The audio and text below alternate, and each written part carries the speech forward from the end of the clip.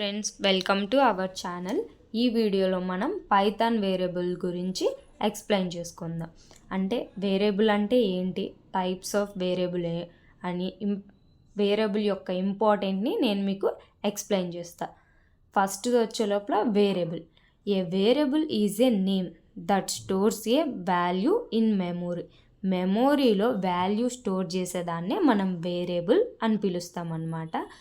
మీకు ఈజీ వేలో అర్థం కావాలంటే వేరియబుల్ అంటే ఒక డేటా వాల్యూని స్టోర్ చేయడానికి ఉపయోగించే కంటైనర్ లాంటిది అన్నమాట. మనం ఏంటంటే మిగతా లాంగ్వేజెస్లో లైక్ సి++, జావాలో మనం డేటా టైప్స్ అనేది మెన్షన్ చేయాలి. కానీ పైథాన్లో వేరియబుల్స్ టైప్స్ అనేది మెన్షన్ చేయాల్సిన అవసరం లేదు. నువ్వు వాల్యూ అసైన్ చేస్తే ఆటోమేటిక్గా అది ఆ టైప్ వేరియబుల్గా మారిపోతుంది. Example x=10. x=10 తీసుకున్నాం కదా. ఇప్పుడు x అనేది ఇక్కడ వేరియబుల్ నేమ్ అయితే మనకి 10 అనేది వాల్యూ అవుతుంది. ఇలా దీన్నే వేరియబుల్ అని అంటాం అన్నమాట. నేమ్ పైథాన్ ఇక్కడ x అనేది వాల్యూని స్టోర్ చేస్తే నేమ్ అనేది టెక్స్ట్ని స్టోర్ చేస్తుంది. మనం టాపిక్ వచ్చేటప్పుడు టైప్స్ ఆఫ్ వేరియబుల్. ఇది చాలా ఇంపార్టెంట్ అండి. మనకి ఇంటర్వ్యూలో కూడా అడుగుతారు. మనకు మొత్తం 7 టైప్స్ ఆఫ్ వేరియబుల్స్ ఉంటాయి. ఫస్ట్ది వచ్చే లోపల లోకల్, నెక్స్ట్ది వచ్చే గ్లోబల్ వేరియబుల్, తర్వాత వచ్చే గ్లోబల్ కీవర్డ్, ఫోర్త్ది వచ్చే లోపల ఇన్స్టెంట్ వేరియబుల్స్, ఫిఫ్త్ది క్లాస్ వేరియబుల్స్, సిక్స్త్ది వచ్చే లోపల స్టాటిక్ వేరియబుల్, సెవెంత్ది కన్స్టెంట్ వేరియబుల్.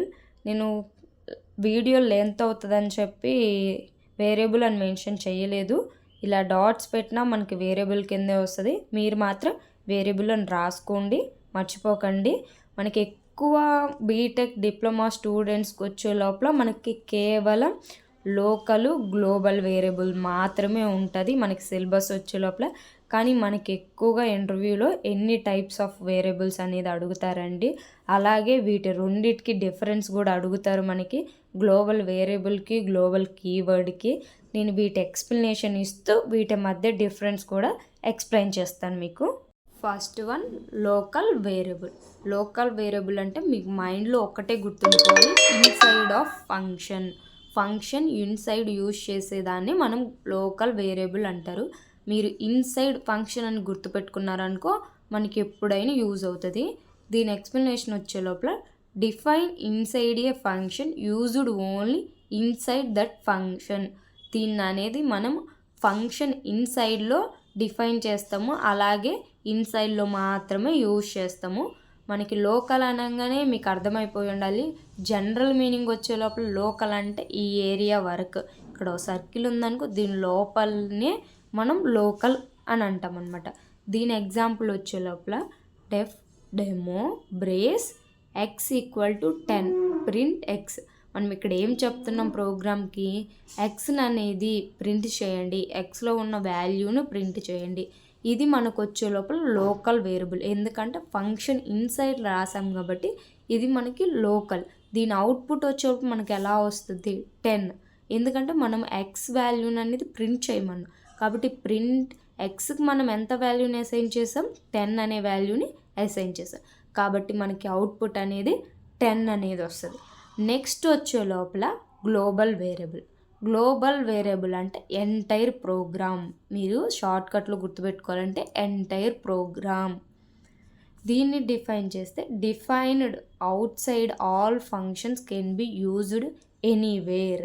అంటే ఇది ఫంక్షన్ అవుట్ సైడ్ రాస్తాము బట్ ఎక్కడైనా యూజ్ చేసుకోవచ్చు గ్లోబల్ వేరియబుల్ అంటే. ఇప్పుడు ఎగ్జాంపుల్ వచ్చే లోపల x=20 డిఫైన్ షో. ప్రింట్ ఎక్స్ని అనేది ప్రింట్ చేయమంటున్నాం, షో. ఎందుకంటే కీవర్డ్ ఇక్కడ ఓపెన్ చేసాము, ఇక్కడ క్లోజ్ చేసాము. దీని అవుట్పుట్ వచ్చే లోపల మనకేమొస్తుంది 20 అనే ఆన్సర్ అయితే మనకు వస్తుంది. ఎందుకంటే గ్లోబల్ బయట ఇచ్చాము, ఇన్సైడ్ ఫంక్షన్లో ప్రింట్ చేసాము. దీన్నే గ్లోబల్ వేరియబుల్ అని అంటారు.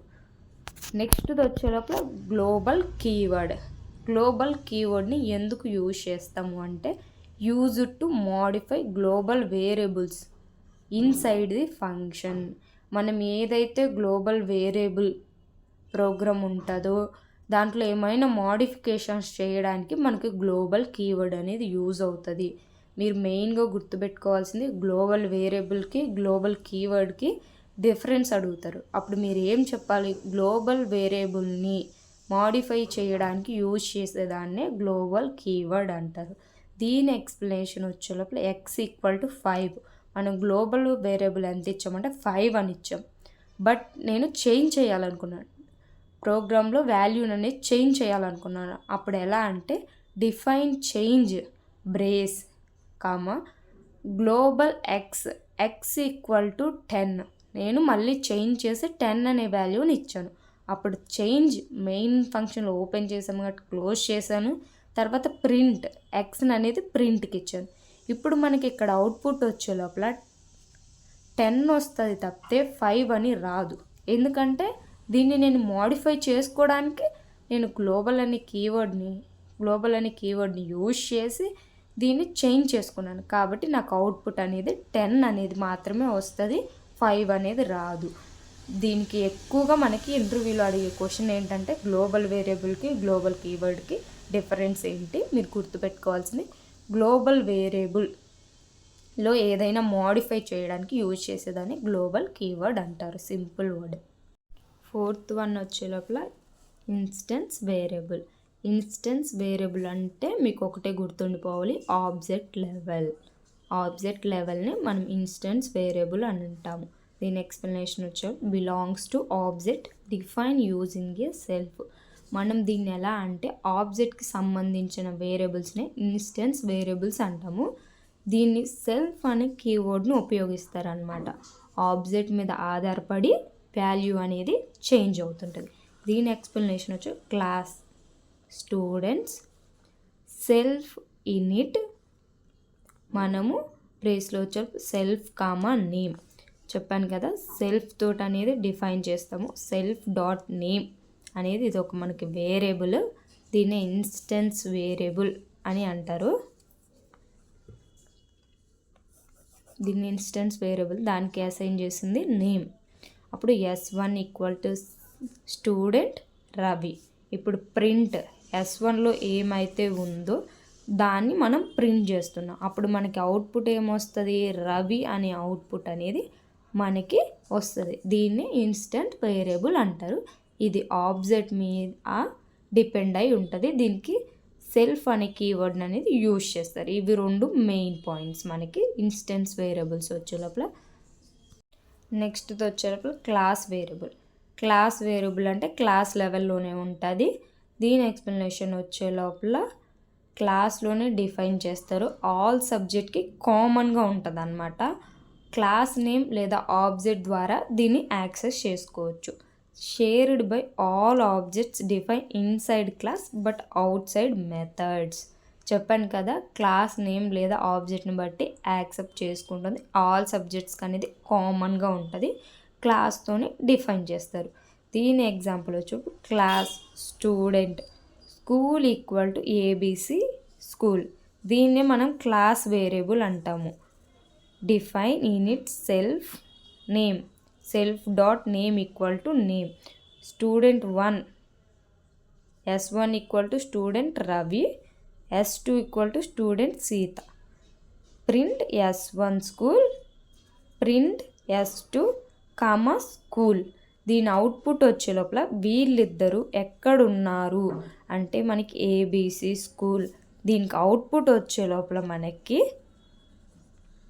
ABC స్కూల్ అనేది వస్తుంది. ఎగ్జాంపుల్ ఎలా చెప్పాలంటే మనకు ఒక క్లాస్లో స్టూడెంట్స్ అనే వాళ్ళు ఉన్నారా అంటే పలానా రాణి 7th క్లాస్, పలానా రాజు 8th క్లాస్ అలా చెప్పేదాన్ని క్లాస్ వేరియబుల్ అంటారు. మనం మొత్తం గ్రూప్ వైజ్కి ఒక నేమ్ అనేది వస్తుంది. మనం ఎక్కడ స్టూడెంట్ అయినా సరే పలానా స్కూల్ అని చెప్పేదాన్ని క్లాస్ వేరియబుల్ అని అంటారనమాట. నెక్స్ట్ వన్ స్టాటిక్ వేరియబుల్ అంటే same as a class variable accessed using class name. అంటే స్టాటిక్ వేరియబుల్ అనేది క్లాస్ లెవెల్లోనే డిఫైన్ చేసే వేరియబుల్ అనమాట. ఇది క్లాస్ వేరియబుల్తో సేమ్ ఉంటుంది. సేమ్ అది ఎలా అయితే ఉంటుందో క్లాస్ వేరియబుల్ అలాగే ఉంటుంది. స్టాటిక్ వేరియబుల్ కూడా ఆల్ ఆబ్జెక్ట్స్కి కామన్గా ఉంటుంది. అంటే అందరికీ కలిపి కామన్గా ఉంటుంది. లైక్ 7th క్లాస్ అని 8th క్లాస్ అని, అంటే సమ్ పీపుల్స్ అందరికీ కలిపి ఒక్కటే ఆబ్జెక్ట్ అనేది ఇచ్చిద్ది అనమాట. మోస్ట్లీ క్లాస్ నేమ్ని ఉపయోగించి యాక్సెస్ చేస్తాము. స్టాటిక్ వేరియబుల్లో స్టోర్ చేసే వాల్యూ అన్ని ఆబ్జెక్ట్కి సేమ్గా ఉంటుంది. దీని ఎగ్జాంపుల్ వచ్చి student dot school XYZ school అని వస్తుంది అనమాట. దీన్ని చూసారు కదా. ఇప్పుడు మనం ఎంతమంది, ఇప్పుడు మొత్తం ఒక 20 మెంబర్స్ ఉన్నారనుకో, దానిలో అందరికీ కలిపి మన 7th క్లాస్ అని నేమ్ పెట్టేస్తాము. ఒక 50 మెంబర్స్ ఉన్నారనుకో, దాని అన్నిటికి కలిపి 8th క్లాస్ అని నేమ్ పెట్టేస్తాము. అలా దాన్నే స్టాటిక్ వేరియబుల్ అని అంటారనమాట. లాస్ట్ వేరియబుల్ అండి కాన్స్టెంట్ వేరియబుల్. కాన్స్టెంట్ వేరియబుల్ అంటే మీకు ఫిక్స్డ్ వాల్యూ అని అర్థం. మీరు కాన్స్టెంట్ వేరియబుల్ అనగానే మీరు మైండ్లో ఫిక్స్ అవ్వాల్సింది ఒక ఫిక్స్డ్ వాల్యూ. మనకి పైథాన్లో అనేది ట్రూగా కాన్స్టెంట్స్ అనేవి లేవన్నమాట. దీని అప్పర్ కేస్ లెటర్లతోనే రాసి చూపిస్తాం. దీనికి ఏంటంటే కాన్స్టెంట్ అంటే మనం ఫిక్స్డ్ వాల్యూ ఉంటుంది కదా, చేంజ్ చేయలేని వాల్యూ ఏదైతే ఉంటుందో దాన్నే కాన్స్టెంట్ వేరియబుల్ అంటారు. ఎగ్జాంపుల్ ఏంటంటే పై అనేది మనకి 3.14. ఇది అనేది మనకి ఫిక్స్డ్ వాల్యూ. దీన్ని ఎవరు చేంజ్ చేయలేరు. దీన్ని మనం మ్యాథ్స్లో ఇంకో దాంట్లో వేరుగా రాస్తాము. కోడింగ్ సబ్జెక్ట్లోకి వచ్చేటప్పుడు మనకి 3 ఇలాగే రాయాలి, ఇలాగే ఇండికేట్ చేయాలి. దీన్నే కాన్స్టెంట్ వేరియబుల్ అంటారు. మీకు ఈ క్లాస్ పరంగా ఏమైనా డౌట్స్ ఉంటే నాకు కామెంట్ బాక్స్లో కమెంట్ చేయండి. నేను ఖచ్చితంగా మీకు రిప్లై ఇస్తాను. ఇలాగే మీకు ఇంకేదన్నా డౌట్స్ ఉన్నా కానీ నాకు కమెంట్ చేయండి, నేను ఎక్స్ప్లెయిన్ చేస్తాను. Thank you for watching. Bye friends.